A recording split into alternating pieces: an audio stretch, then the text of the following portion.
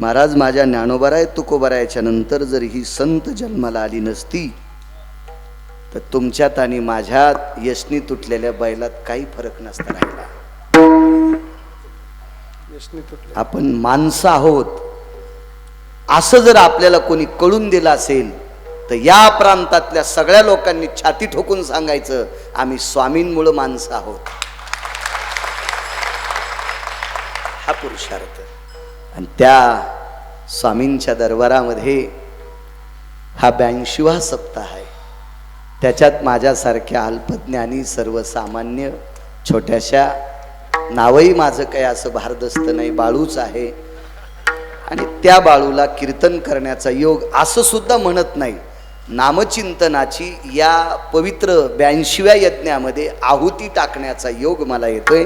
ते माझं परम सौभाग्य आहे.